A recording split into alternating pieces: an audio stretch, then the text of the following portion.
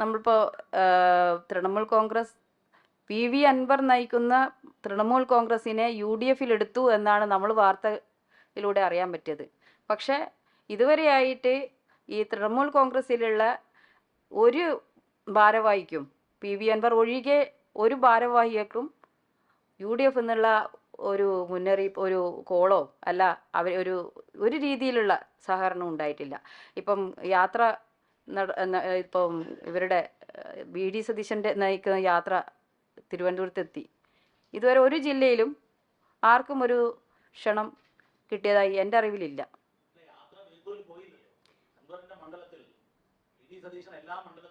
പോയി പോയിട്ടില്ല. അതെ, അല്ല ഇതിപ്പം UDF ഉദ്ദേശിക്കുന്നത് ബേപ്പൂരിൽ എന്തായാലും മത്സരിച്ചാൽ ജയിക്കില്ല. അപ്പോൾ അവിടെ ഒരു സ്ഥാനാർത്ഥിയായി, സ്വയം പ്രഖ്യാപിതമായി സ്ഥാനാർത്ഥിയായി PV അൻവർ മുന്നേ അവിടെ ഇറങ്ങിയിട്ടുണ്ട്. അവരവിടെ പാർട്ടി തീരുമാനങ്ങളൊന്നും ഒരു പാർട്ടിയിൽ ചർച്ച പോലും ചെയ്യാതെയാണ് ഈ ഒരു സ്ഥാനാർത്ഥിത്വം അവർ പ്രഖ്യാപിച്ചത്. ഇന്ന് വരെ ഒരു കമ്മിറ്റി വിളിച്ച് ബേപ്പൂരിൽ മത്സരിക്കുന്നു എന്ന് കമ്മിറ്റിയെ വിളിച്ച് അറിയിക്കാൻ പോലുള്ള ഒരു ഉത്തരവാദിത്തം PV അൻവർ കാണിച്ചിട്ടില്ല.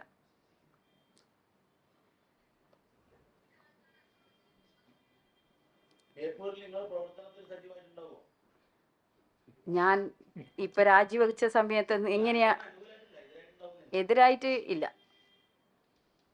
ഇനിയിപ്പം എന്തെങ്കിലും സാഹചര്യം ഉണ്ടെങ്കിൽ ഇപ്പൊ ഞാൻ മാറ്റി പറയേണ്ടി വരും കേട്ടോ. ഇനിയിപ്പം പറയാൻ പറ്റില്ലല്ലോ നമുക്ക്. ഞാൻ പറയില്ല, ഞാനൊരു സംഘടനയുടെ ഭാഗമായി നിൽക്കുന്നതാണ്. കേരളത്തിലുടനീളം നല്ല രീതിയിൽ ഒരു കമ്മിറ്റി, ജില്ലാ കമ്മിറ്റിയും മണ്ഡലം കമ്മിറ്റിയൊക്കെ ഉള്ളതാണ് ഗോത്ര. അപ്പോൾ അവരുടെ ഒരു തീരുമാനപ്രകാരം നമുക്ക് എന്ത് നിലപാട് സ്വീകരിക്കാം. അപ്പോൾ ആ കമ്മിറ്റി പറയുന്ന ആരുടെ സാമ്പത്തികം ഉണ്ടെങ്കിലല്ലേ തർക്കം ഉണ്ടാകും. സ്വയം ആളുകൾ കാശെടുക്കുക, യാത്ര ചെയ്യുക, പോവുക, അത്രയേ ഉള്ളൂ. അതിൽ കൂടുതലൊന്നുമില്ല അതിൽ. അതെനിക്കറിയില്ല. ഞാൻ എൻ്റെ കയ്യിൽ നിന്നൊക്കെ എടുത്തോണ്ടാണ് പോയിരിക്കുന്നത്. കോടികൾ ഇറക്കിയോ എനിക്കറിയില്ല. ഞാൻ ഇന്ന് വരെ അദ്ദേഹത്തിനിരുന്ന് കാശ് വാങ്ങിക്കാനോ, അതെ, നമ്മൾ പ്രവർത്തനത്തിന് കാശ് വാങ്ങിയാലല്ലേ കാശ് കിട്ടിയെന്ന് പറയാൻ പറ്റൂ. കണ്ണൂരിൽ വലിയൊരു പരിപാടി നടത്തിയിട്ടുണ്ടായിരുന്നു എൻ്റെ നേതൃത്വത്തിൽ. നിങ്ങൾ ചില ചാനലുകൾ 50 രൂപ ബിരിയാണി എന്നൊക്കെ പറഞ്ഞാലും നമ്മളത് എത്രമാത്രം സ്ട്രഗിൾ ചെയ്ത് പിന്നെ എഫേർട്ട് എടുത്ത് ഒക്കെയാണ് അവിടെ കണ്ണൂർ പോലുള്ള ഒരു സ്ഥലത്ത് ഇവർക്കൊക്കെ അറിയാം എത്ര ബുദ്ധിമുട്ടിയാണ് അവിടെ നമ്മൾ പ്രവർത്തനം നടത്തിയതെന്ന്. ഞങ്ങളൊക്കെ പിരിക്കാനൊന്നും പോയാൽ തൃണമൂൽ കോൺഗ്രസ് എന്ന് പറഞ്ഞാൽ അടി കിട്ടും. അപ്പോൾ പൈസയൊന്നും കിട്ടുന്ന ഒരു സാഹചര്യമൊന്നും അല്ല. അപ്പം നമ്മൾ തന്നെ കയ്യിൽ നിന്നെടുത്ത് കൊടുക്കുക എന്നുള്ളതാ. എനിക്കറിയില്ല. ഞാൻ പറഞ്ഞില്ലേ, കമ്മിറ്റിയിൽ അങ്ങനെ ഒരു ചർച്ച ഉണ്ടാകാറില്ല. കമ്മിറ്റിയിൽ എന്തെങ്കിലും പരാതി പറഞ്ഞാൽ പോലും ഇപ്പം BJPയിൽ മത്സരിച്ച സ്ഥാനാർത്ഥിയെ പിന്നീട് സ്റ്റേറ്റ് കമ്മിറ്റിയിൽ കണ്ടു. അതിൽ തർക്കം ഉന്നയിച്ച ഞങ്ങളോട് പിന്നീട് സംസാരിക്കാമെന്നാണ് പറയുന്നത്.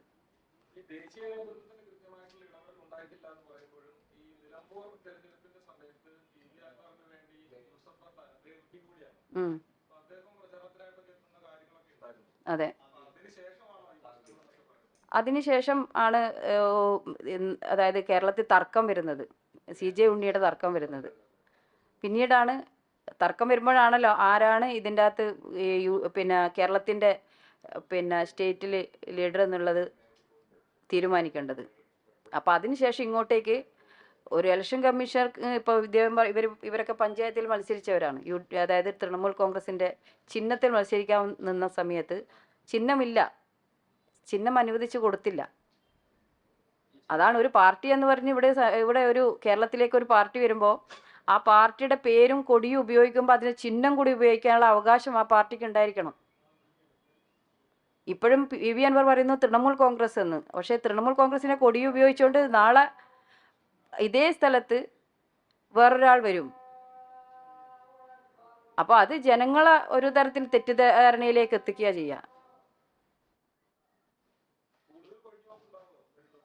തീർച്ചയായിട്ടും ഇപ്പം തന്നെ കുറേ ആൾക്കാർ ഇവിടുന്ന് പോയി.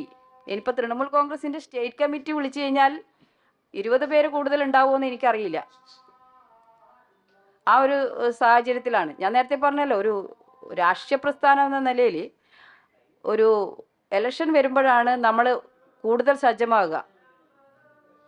അപ്പോൾ ഈ സാഹചര്യത്തിൽ നമ്മളെപ്പോലെയുള്ള ആൾക്കാർ കഴിഞ്ഞ പഞ്ചായത്ത് ഇലക്ഷനിൽ മിണ്ടാതിരുന്നു.